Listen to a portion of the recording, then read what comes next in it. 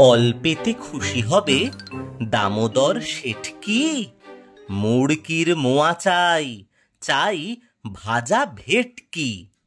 আনবে কোটকি জুতো, মোটকিতে ঘি এনো।